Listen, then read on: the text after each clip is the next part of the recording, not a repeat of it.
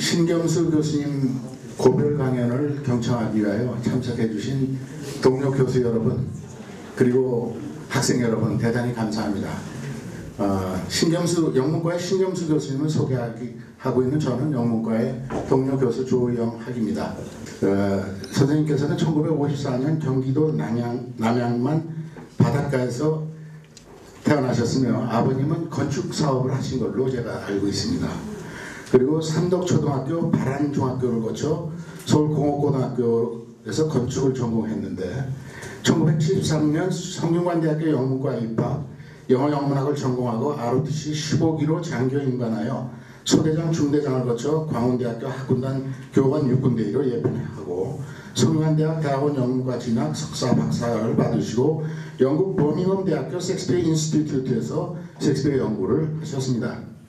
1984년 3월 1일 호남대학교 전임 강사로 시작하여 경기대학교로 이전하셔서 교수가 되신 그 전해 동안 2014년 2월 18일 명예퇴직 예정이십니다. 그러니까 교수 생활은 15년가량 하셨고 그 전에 조교수, 부교수 다 거치셨습니다.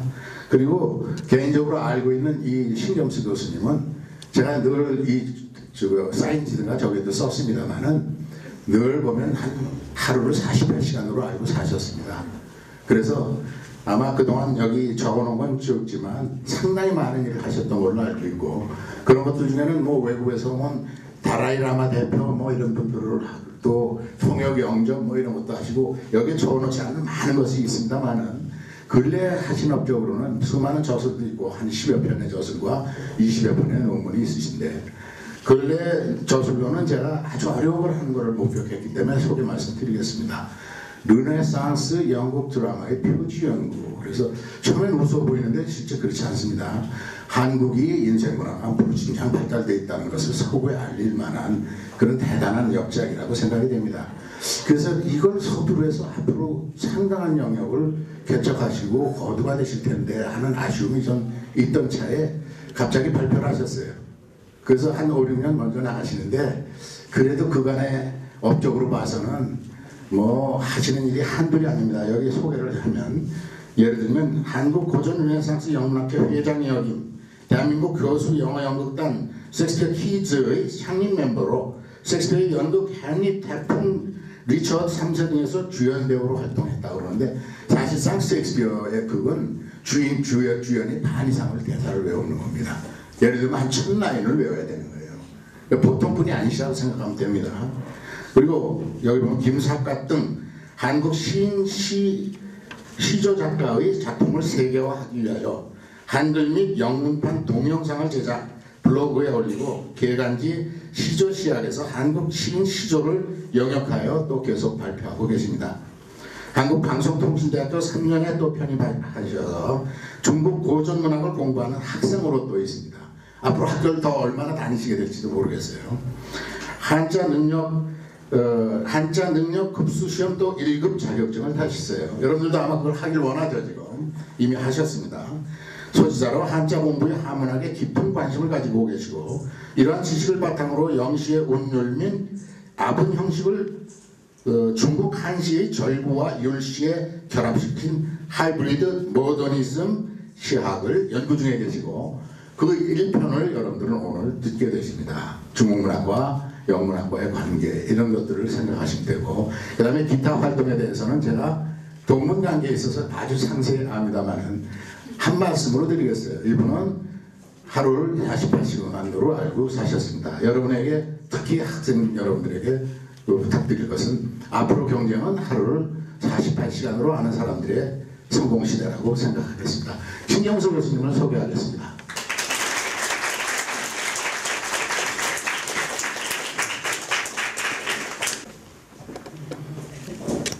조영학 교수님의 과찬을 들으면서 부끄럽기도 하고 또 한편으로는 그 30년 교수 생활에 교단을 떠난다는 것이 아쉽기도 합니다. 그러나 왕발이 투소부라고 하는 자기 친구를 촉주에 벼슬살이 보내면서 쓴 시가 있습니다. 송두소부 지임촉주라고 하는 시인데 그 시의 두 번째 구절에서 왕발은 이런 말을 합니다. 해내 존직이이면 천의 약비리니라. 이 세상 어디엔가 나를 알아주는 친구가 있다면 그것은 마치 하늘 저 끝 벼랑가에 서로 떨어져 있다고 하더라도 우리는 이웃에 있는 것과 마찬가지다. 이 유명한 시구절이 오늘 생각납니다. 왜냐하면 비록 제가 이곳에 있든 안 있든 여러분이 제 마음을 알아주는 진정한 직이라고 한다면 여러분과 제가 하늘 저편 동서양 수만리에 떨어져 있다고 하더라도 마치 이웃에 있는 것과 마찬가지라고 하는 왕발의 이야기가 절실하게 생각나는 날입니다. 고별 강연을 해주십사 한 청을 들었을 때 저는 좀 주저했습니다. 좀 부끄럽기도 하고 그렇게 남에게 뭔가를 메시지로 남기고 갈 만한 그런 자랑스러운 삶도 아닌데 그냥 조용히 가는 게 어떻겠습니까? 그렇게 했더니 말씀드렸더니 영문과 교수님들, 김경석 교수님, 또 최미 교수님, 학과장님 이런 분들이 그래도 꼭 한 말씀 해주시는 것이 본인에게도 또 우리 계신 분들에게도 덜 섭섭하지 않겠습니까? 그래서 이 자리에 서게 되었습니다. 무슨 말을 해야 될까 생각했다가 평상시 제가 해오던 활동과 더불어서 앞으로 또 제가 어떻게 살아갈 것인가를 말씀드리고 떠나는 것이 좀 마음이 편해지실 것 같아서 그냥 어설픈 제목입니다만은 하이브리드 시학을 위해서 떠난다 혹은 하이브리드 시학을 위해서 새롭게 삶을 시작한다는 의미로 제목을 붙여보았습니다. 하이브리드 시학이란 제가 붙인 말입니다. 그것은 제가 가지고 있는 영문학적 배경과 다른 한편으로는 그 서양 한문 두 개를 접목시켜서 우리 시대에 맞는 어떤 감수성의 시를 개발할 수 있을까 하는 그러한 문제의식에서 출발한 것입니다. 여러 선생님들이 잘 아시는 바와 같이 미국의 노벨상 수상자인 T.S. 엘리어트는 그의 시에서 다양한 언어를 쓴 것으로 그래서 난해하기로 유명한 시인입니다. 잘 알고 계시는 그의 대표작 The Wasteland, 황무지는 맨 처음에 라틴어로 시작해서 또 영어의 4월은 잔인한 달로 이어지는 영어로 텍스트로 이어지다가 다음에는 독일어로 중간에 독일어로 된 말로 시가 인용되고 그리고 시를 점점 읽어가게 되면 심지어 산스크리트어까지 중간에 나와서 많은 주석을 필요로 하는 난해한 시입니다. 그럼에도 불구하고 엘리어트가 이와 같은 난해한 시를 쓰게 된 것은 1914년 1차 대전 이후 지식인들에게 닥쳐온 이러한 지적 위기, 새로운 시대의 감수성을 표현하기에는 낭만주의 시와 같은 고착된 틀의 형식은 이제는 곤란하다. 그러므로 새로운 모더니즘의 시학을 추창하면서 그가 가지고 있는 고전문학적 지식과 동서양에 걸친 다양한 언어학적 배경을 바탕으로 이른바 모더니즘의 새로운 시학을 추창했고 이러한 시가 그를 그 20세기 훌륭한 시인의 반열에 올려놓고 노벨상까지 수상하게 되는 길로 이어지게 되었습니다.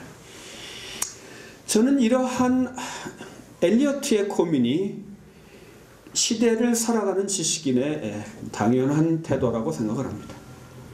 그리하여 시인은 그 시대의 감수성에 맞는 적절한 장르를 개발하고 그것을 통해서 시대상을 노래해야 할 사명이 있다고 생각을 합니다. 이러한 시도는 변화하는 시대의 감수성에 연결되어 있기 때문에 하나의 고정된 장르로 만들어지기까지 많은 실험을 거치게 되고, 또 그러한 실험 과정에서 정착된 시적 장르라고 하더라도 또 새롭게 변화하는 것에 적응해서 다시 변모해야 된다고 생각합니다. 이러한 시도는 엘리어트뿐만이 아니라 우리 선배 시인들 사이에서도 저는 충분히 있었고 앞으로도 계속될 거라고 생각합니다. 그 예로 첫 번째 예문 핸드아웃으로 나눠드린 김삿갓의 시를 소개해 올리고자 합니다. 세로로 쓰여 있어서 조금 현대 학생들에게는 좀 어렵게 느껴질지 모르겠는데, 이 한자로 쓰여 있는 시의 내용은 그런 것입니다. 20수하 스무나무 아래서, 윗줄은 20수하 30객 스무나무 아래에 있는 서러운 길손이 40가 중 50씩 망할 놈의 집에서 쉰밥을 주는구나. 아래줄로 내려갑니다. 인간 기유 74. 인간이 어찌하여 이런 일이 있으랴. 불려 귀가 30씩. 집으로 돌아가서 30밥을 먹는 것만 못하다. 굉장히 곤란한 시입니다. 그런데 이 시가 놀랍게도 교과서에 실려 있습니다. 왜냐하면 한자로 되어 있지만 20, 30, 40, 50, 70 등 숫자가 우리말로 읽을 때에 우리말의 묘한 뉘앙스가 개입되어서 우리말의 음과 영어식, 이 한자식 표현이 묘하게 얽혀 있는 내용입니다. 이 시는 김삿갓이 관서지방을 방랑하다가 어떤 집에서 밥을 빌었는데 마침 쉰밥을 준 거예요. 그러니까 그 쉰밥을 들고 스무나무 아래, 이제 집안에 있는 스무나무 아래서 단식하면서 쓴 시입니다.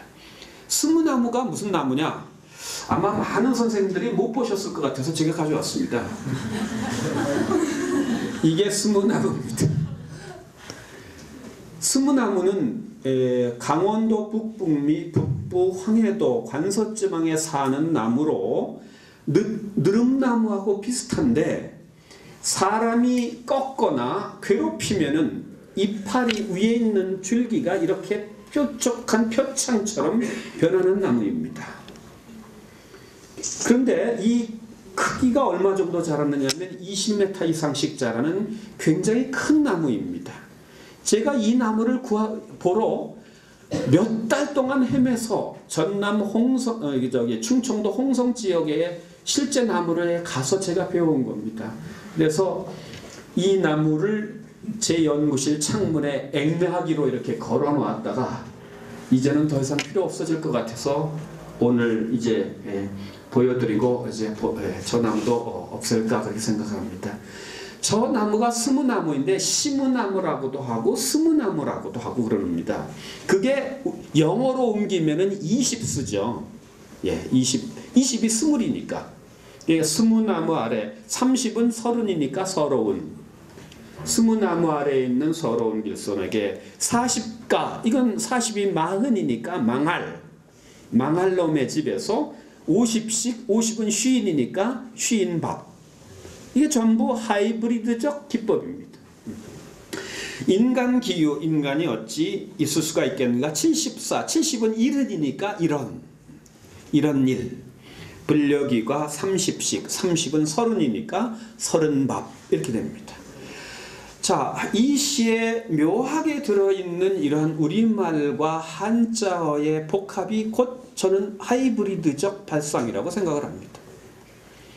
이것은 우리 조선시대 말기 한자에서 한글로 문화가 변형되는 과정에서 일반적으로 이루어진 언어 복합 현상이었는데, 이것을 김삿갓은 우리말의 숫자와 한자의 시 형식을 결합시켜서 훌륭한 시로 만들었던 것입니다. 그런데 영문학을 하는 저는 이제까지 김삿갓의 시 약 100여 편을 번역을 영어로 해봤는데, 첫 번째 작품이 이 작품이었고, 이 작품에서부터 벽에 부딪혔습니다. 어떻게 이 시를 번역해야 할 것인가?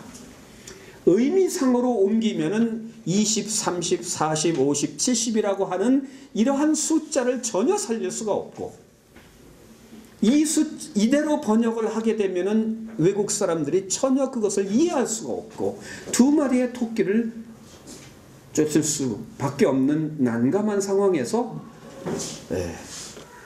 아직도 번역을 못하고 있습니다. 자, 외국 문학을 공부하는 것은 결국 우리 문학을 세계화하고 외국 문학을 우리 한국 사람들에게 또 소개해서 교량 역할을 하는 것인데, 30년 영문학을 공부하고 또 가르치고 했지만 시 한 편을 정말로 제대로 번역하기가 어려운 이러한 현실에 부딪혀 있는 것입니다. 이러한 하이브리드적인 발상을 어떻게 옮겨야 할지 앞으로 계속 또 고민을 하겠습니다. 하지만 아까 말씀드린 엘리어트적인 발상이나 김삿갓의 발상은 상호 통하는 점이 있다고 생각합니다. 그것은 바로 시대가 변하면 언어 매체, 문학 장르도 바뀔 수 있다. 김삿갓이 생각한 이러한 시의 발상은 그의 시세계에서 때로는 풍자적인 시로, 때로는 욕설로 그렇게 많이 훌륭한 문학으로 자리 잡고 있습니다. 아마 어느 한쪽에 고착된 장르만을 고집하는 사람들은 이러한 발상은 에이 그게 무슨 시냐 라고 얘기할지 모르겠습니다만은, 오히려 모든 사람들이 읽고 즐거워하는 이러한 시가 시대의 정신에 맞는 장르라고 저는 생각을 합니다. 그 예로 두 번째 소개되어 있는 이문헌이라고 하는 조선 정조 시대의 재상의 시를, 엉터리 또 한 편의 시를 보겠습니다. 이문헌이라고 하는 분은 무식한 사람입니다. 그런데도 불구하고 나중에 재상이 되었는데, 그 이유는 뭐냐? 그의 양아버지인 이천보라고 하는 분이 정조의 아버지인 사도세자를 흠모해서 자살했습니다. 나중에 정조가 정권을 잡고 자기 아버지를 위해서 자살한 이천보의 양아들인 이문헌을 그 재상에 임명합니다. 이게 약간 파격적 인사죠. 전혀 학문적 배경도 없는 그 무식한 사람을 재상에다 임명해 놨으니 얼마나 놀라운 일이었겠습니까? 하지만 정조의 입장에서 봤을 때는 사도세자 자기 아버지의 죽음을 애도해서 대신 목숨을 버린 그 이천보라고 하는 사람에 대한 그 예우, 이 차원에서 아들을 재상에 임명했습니다. 그러니 난리가 났죠. 그래서 여러 가지 에피소드가 있는데, 그 중에 하나는 그 이천보가 이문헌이 그 도시관에 임명합니다. 도시관이라고 하는 것은 그 과거 시험 총괄관, 요즘으로 말하면 행정고시 시험 총 본부장, 출제 본부장이라고 할까, 총관리관 정도 되는 그러한 역할을 시켜놓았어요. 그런데 이 사람은 한문을 전혀 모르는 사람인데 그 과거 장원급제를 뽑는 시험에 총사령관을 맡겨놓은 겁니다. 어떤 일이 벌어졌겠습니까? 이문헌은 관리들한테 얘기했습니다. 여러분들 아시다시피 저는 무식한 사람입니다. 아무것도 모르니까 제가 어떻게 이 훌륭한 이 과거급제 답안을 뽑을 수가 있겠습니까? 여러분들이 알아서 하세요.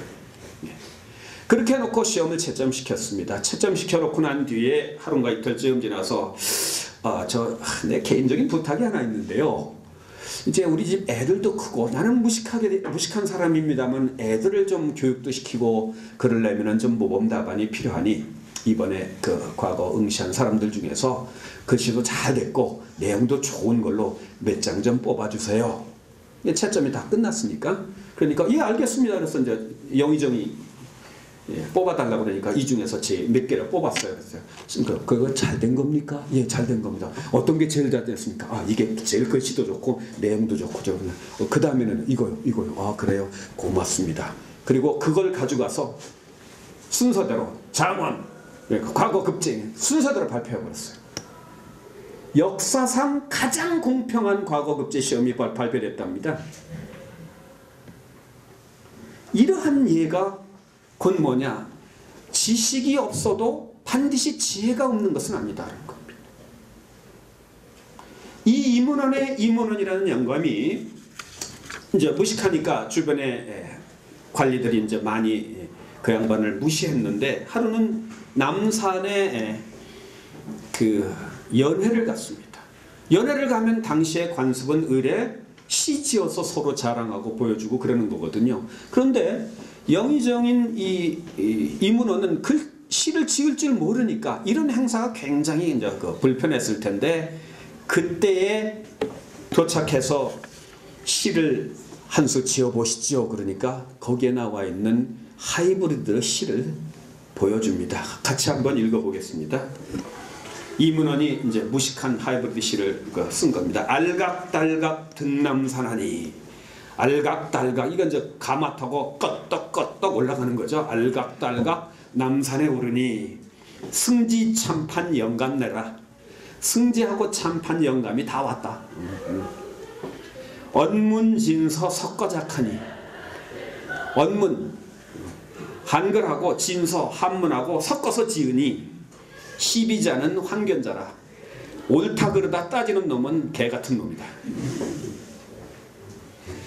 거기에 있는 승지 참판들이 꼼짝을 못했다는 겁니다. 이 시를 듣고. 이 시가 뭡니까? 조금 전에 우리가 읽은 김삿갓의 시와 똑같은 하이브리드 시입니다. 저는 이 이문원의 엉터리 시가 이울곡이나 이태괴, 정다산의 훌륭한 시보다 더 훌륭한 시라고 생각합니다. 왜냐? 여러분들 이태괴 시 한 편 외운 사람 있어요? 모르잖아요. 하지만 이 시는 제가 고등학교 때 외웠습니다. 인터넷에 마구 돌아다녀요. 왜? 한 번 읽어보면 금방 외울 수 있으니까. 인구에 회자되는 시가 훌륭한 시이지 시집 속에 깊숙이 박혀 있어서 학자나 연구하는 시 훌륭한 시 아닙니다. 저는 그래서 T.S. 엘리어트가 그의 논문인 전통과 개별 재능 Tradition and the Individual Talent라고 하는 논문에서 한 이야기, 진정한 시인은 역사의식 속에 자신의 재능을 결합시킬 수 있어야 한다고 하는 논지를 인정합니다. 자, T.S. 엘리어트는 전통이라는 서양문학적 전통에 자신의 재능인 어학적 고전문학적 전통으로 모더니즘의 시학을 개발했습니다. 다음으로 김삿갓은 그의 한문학적 전통과 우리 문학의 우리 글의 재미있는 요소들을 결합하여 때로는 풍자시 때로는 욕설시를 써서 우리를 즐겁게 하고 있습니다. 반면에 이문원이라고 하는 이 무식한 재상도 자기가 아는 만큼의 지식을 가지고 새로운 시를 개발해 놓았습니다. 전통 속에 처해 있는 각 개인의 재능은 차이날 수 있습니다. 엘리어트의 재능과 김삿갓의 재능과 이문원의 재능이 각자 다르지만 개인이 가지고 있는 재능에 따라서 하이브리드적인 발상으로 그 시대의 시대정신을 노래하면 그거로 충분한 것입니다. 그래서 나는 김삿갓의 반열에 이문원, 이 무식한 양반을 저는 같이 놓고 이러한 시의 발상, 하이브리드적인 발상이 앞으로 변화해가는 우리 시대의 시인들이 해야 할 일이라고 저는 생각을 합니다. 자, 요즘에 젊은 가수들이 어떤 활동을 하고 있습니까? 어린 학생들이 미국에 일찌감치 조기 유학해서 우리말과 영어를 능숙하게 구사하니까 노래 속에 우리말과 영어가 합해서 나옵니다. 그래서 레인보우라고 하는 그 걸그룹은 Tell Me, Tell Me라고 하는 노래 부르죠. 그런데 그 대부분의 노래는 한국말인데 중간중간에 Tell Me, Tell Me 이러면서 노래 불러요. 그러면 자연스럽게 영어를 아는 우리 세대들은 그 노래를 따라 부릅니다. 어떤 때는 영어인지 우리말인지 구별도 없이 불러요. 또 뭐 어떤 가수는 쇼킹 쇼킹 그러잖아요. 그러면은 지나가다가 보면 버스 운전수도 치면서 쇼킹 쇼킹 이러면서 지나가요. 그 사람이 언제 영어 했어요? 이 시대는 이미 젊은이들이 하이브리드적인 언어 문화 속에 살고 있다. 과거에 이문원이나 김사까지 한 것과 무엇이 다른가? 그래서 저는 제가 가지고 있는 전통 속의 저 개인의 재능을 접목시켜서 저의 하이브리드적인 세계를 개척하기 위해서 노력하고 있습니다. 저는 아시는 바와 같이 영문학을 30년 배우고 가르쳤고 이제 다시 중국 고전문학을 공부하는 학생으로 돌아가서 중국 고전시를 더 공부해서 그것을 저의 영문학적 기반과 우리말의 배경을 가지고 하이브리드적으로 어떻게 써보면 안 될까 하는 시도를 해오고 있습니다. 지금까지 원고를 모아보니까 오늘 이 정도 한 100여 편 정도 쓴 것 같아요.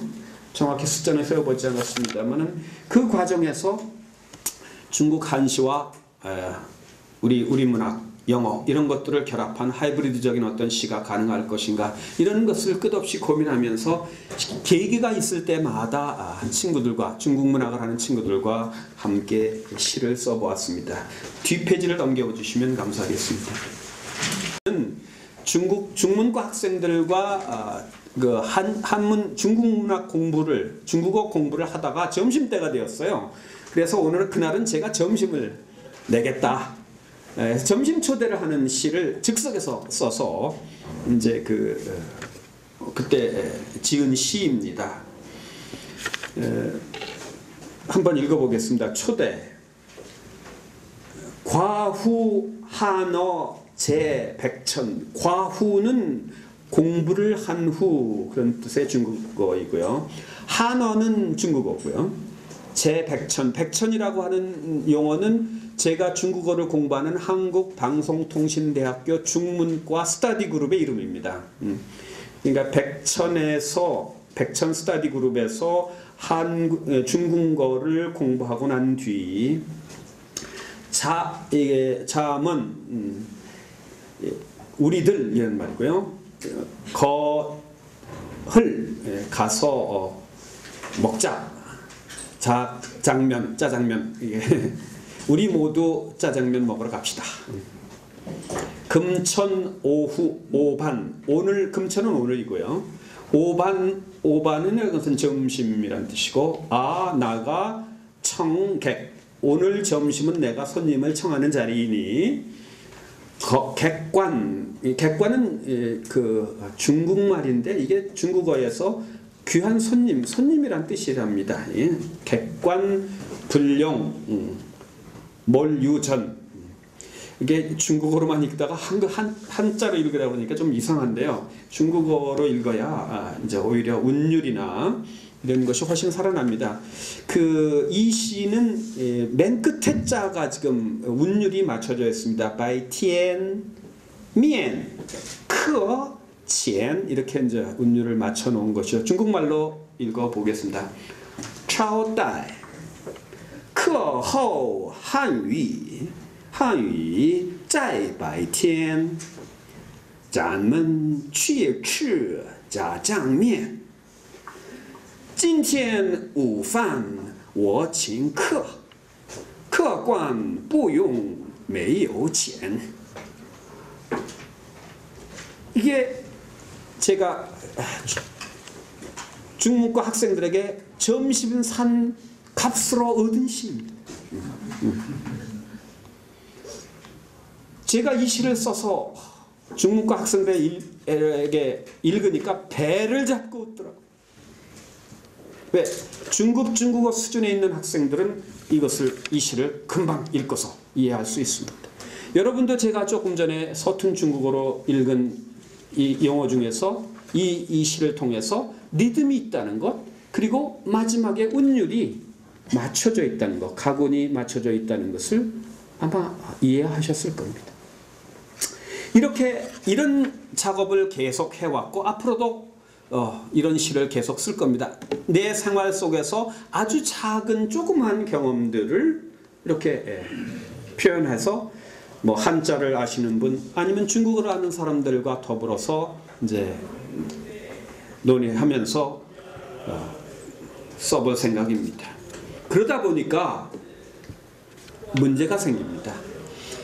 엘리어트가 얘기한 전통과 개인의 재능 속에서 전통은 무엇인가? 제가 여기에서 지키고자 하는 전통은 서양 문학적 전통과 중국 고전시의 전통입니다. 중국 고전시는 당시 당나라 때 와서 이백과 두보에 의해서 거의 완성되었는데 그 완성된 형식은 오원절구, 칠원절구와 같은 절구 형태와 칠원율시, 칠원절구와 같은 율시 형태, 그러니까 4줄짜리 아니면 8줄짜리 형태로 절과 율시의 형태로 되어 있고, 많은 한문학자들은 이러한 절과 율시의 형식이야말로 완벽한 예술의 형태이기 때문에 이것을 지켜야 한다. 그래서 무슨 모의 과거급제 시험 같은 경우는 전부 율시가 아니면 시로 다 쳐주지도 않고 빼버리는 그러한 관행이 우리나라에 보수적으로 굳어 있습니다만은, 제가 몇 년 동안 이러한 중국 한시와 우리 한시를 연구하고 번역하고 또 써보고 하는 과정에서 느낀 저의 느낌은, 이 형식은 이제는 우리 시대의 감수성을 표현하는데 한계가 있다. 저는 그렇게 생각합니다. 따라서 앞으로 해야 할 일은 우리 시대에 맞는 얼마든지 다양하고 자유로운 패턴으로 시 형식은 바뀌어도 상관없다고 생각을 합니다. 그 이유는 아이언빅 펜타미터로 찍고 두 줄씩 그 가군을 맞추는 커플리트 형태가 영시의 기본 운율로 자리 잡았고, 그것이 셰익스피어 시대에 와서 운율은 지키되 마지막 가군을 빼버리는 블랭크 펄스로 변형되었으며, 이 블랭크 펄스의 변형에는 당시에 옥스퍼드나 케임브리지 학자들이 연구에 의해 이제 셰익스피어로 이어지게 되었고, 셰익스피어의 연극을 통해서 무은시가 르네상스 연극 비극 형태의 대표적인 운율로 자리 잡게 되었습니다. 왜냐? 운율을 아이언빅 약간격으로 맞추는 것은 어려운 일이 아니지만, 마지막에 운율을 가군을 맞춰서 커플리트로 두 개씩 이렇게 가군을 맞추기에는 너무 제한적 요소가 많기 때문에 그것을 운율을 안 맞춰도 되게끔 만들어 놓은 양식이 블랭크 펄스입니다. 그러므로 지나친 형식은 우리의 사상을 표현하는데 제한적 요소가 될 수 있다는 한계성 때문에 새로운 장르의 탄생을 요구했던 것입니다. 여기에서 저는 중국 한시를, 그러니까 특히 당나라 시대에 완성된 절구나 율시를 고집하다가 보면 가군과 이 리듬을 맞추기가 상당히 어렵고, 이러다가 보면 본래 시인이 생각했던 아이디어를 훼손하지 않는 한 그런 형식을 맞추기가 어려울 것이다. 이렇다고 한다면 후퇴어 거기에만 얽매기보다는 이제까지 영시에서 생각했던 3줄짜리, 4줄짜리 혹은 소네트처럼 14줄짜리 시행에 있어서의 융통성을 부여하고, 그 다음에 가군을 맞추는 형식에 있어서도 2개씩 맞추든 크로스로 맞추든 바깥놈과 맞추든 어떠한 형식이든지 자유롭게 맞춰서 그 운율을 풀어놓으면 훨씬 더 자유로울 것이며 그 언어의 형태 또한 T.S. 엘리어트가 그가 평상시에 사용했던 히라버, 라틴어, 불어, 독일어 등등 그 시인이 가지고 있는 재능을 접목시켜서 쓰면은 되는 것이다. 그렇게 생각을 합니다.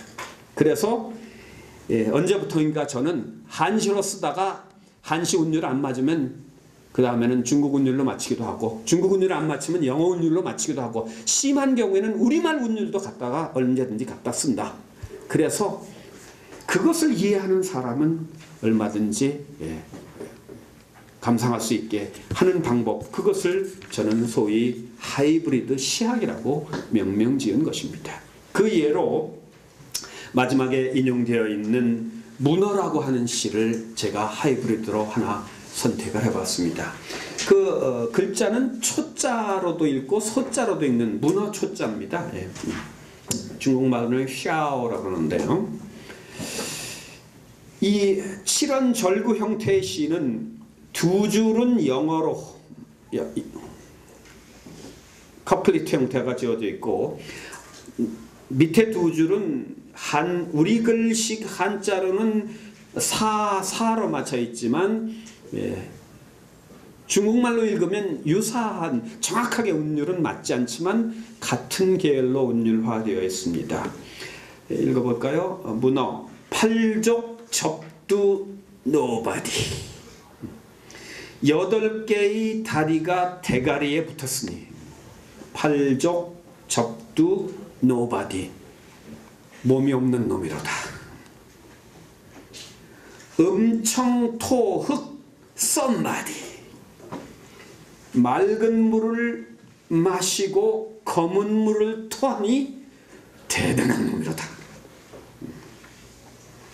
상주해저 암혹사 늘상 주 머무르는데 사는데 해저 바다 밑에 늘상 바다 밑 암혹사 암은 바위 혹은 중국말로 오어에 해당되는 말입니다. 바위나 사 모래 바닷속 깊은 곳 모래나 바위에 늘 사는데도 니야 다소 내부사 너 니는 너고요.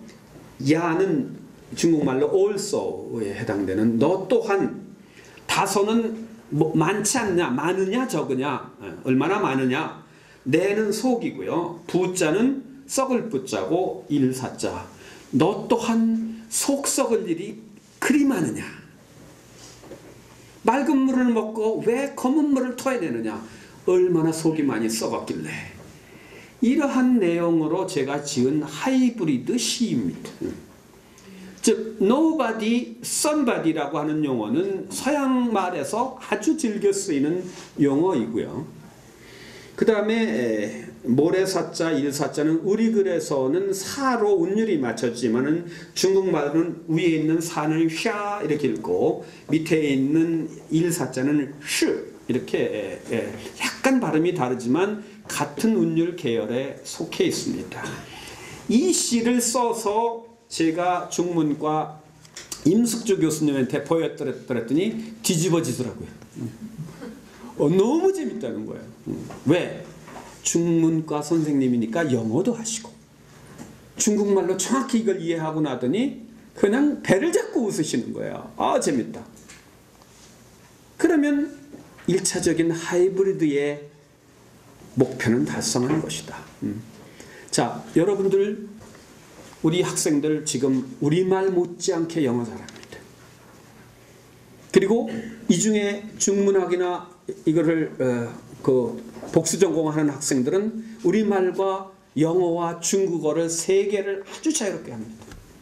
이런 학생들에게 우리가 시를 지을 때 구태여 한자만 고집할 필요 없다. 영어가 필요하면 영어 쇼킹, 텔미 막 갖다 써면 돼요. 그리고 일사자가 됐든 모래사가 됐든 우리말로 갖다 써놓고 중국말로 읽든 한국말로 읽든 상관없습니다. 자, 중국말로 한번 읽어볼까요? 샤오, 문어, 빠주, 찌토, nobody. 인칭 투헤이 somebody 常住海底烟火下你也多少内服是 이렇게 읽으면 nobody, somebody, 샤, 시 이렇게 이제 운율이 맞춰지는 우리말과 중국어, 영어가 결합한 또 하나의 하이브리드 시로 읽을 수 있다는 겁니다. 저는 제 시도가 과연 성공할 수 있을지는 잘 모릅니다. 하지만 끝없이 시도하고 있고 앞으로 영어와 중국어 혹은 일본어, 불어 이런 용어들이 우리 세대들이 자유롭게 다음 세대들이 구사할 수 있는 시대가 된다면 이제는 언어의 경계를 넘어서 시적 장르도 동서양을 마구 넘나들면서 우리의 감수성을 표현할 수 있는 그러한 시적 장르들이 통용될 거라고 생각합니다. 그 가능성을 저는 레인보우라든지 이와 같은 걸그룹 여성들이 우리 어린 학생들이 마구 영어와 우리말을 넘나드는 노래를 부르고 그것이 유행한다는 점에서 희망을 갖고 있습니다. 그리하여 저는 다시 학생으로 돌아가겠습니다. 돌아가서 좀 더 중국어를 좀 더 열심히 공부하고 그래서 제가 가지고 있던 이 영문학적 소양을 바탕으로 해서 좋은 나름대로 의미 있는 시 장르 개발을 힘써 볼 것이고 단기 목표는 한국에서 이러한 하이브리드 시의 시집을 내는 것이고 만약에 그 가능성이 확인된다면 더 큰 꿈으로는 중국에서 이 하이브리드 시학을 시집을 내는 것이 꿈입니다. 그래서 중국의 매덕 인구가 혹시 한국의 묘한 시를 그 집이 있다는데 한번 재밌다더라 하서 읽을 수 있다면 저는 이러한 결단을 내린 것이 헛되지 않지 않았나 하는 생각을 하게 될 것입니다. 경청해 주셔서 고맙습니다. 신경수 교수님의 하이브리드적인 시학에 대해서 감사 말씀드리면서 저는 이것을 앞으로 만약 성공한다면 K-포인트라고 그랬습니다. K-팝보다 K-포인트. 졸업할 때는 서로 사인지를 돌렸는데 한 30년 있으니까 대학에서 하더라고요. 그 MT 갔을 때. 그래서 이거 30년 전에 했던 행위들이 그대로 다시 리바이벌 되는구나 그랬는데 지금 바로 이런 것들입니다. 이것이 우리 옛날에는 사인지라 그랬어요. 졸업할 때 서로 헤어지기 싫어서 하는 건데 이게 한 40년 전에 하던 거죠. 맞죠? 네, 그렇습니다. 그런데 지금은 이 문화가 정감 어린 이 문화가 새로 생겼다고 생각이 됩니다. 그래서 지금 마음에 드는 거 하나 읽어보시죠.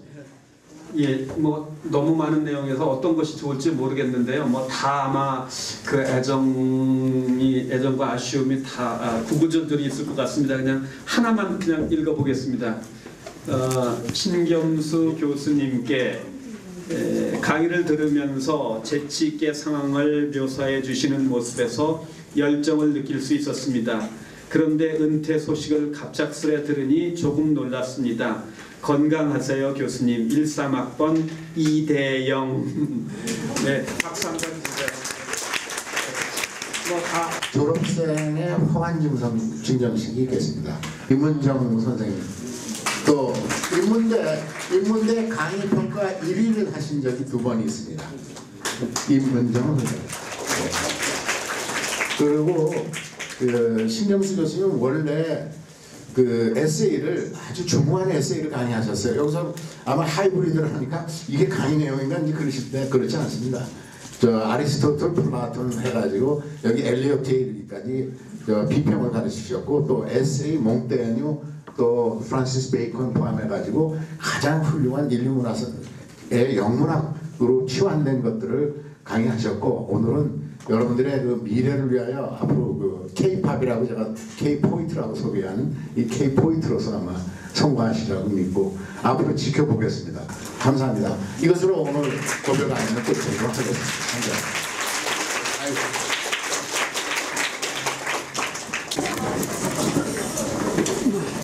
자, 사진 찍을 사람 사진 찍자. 네.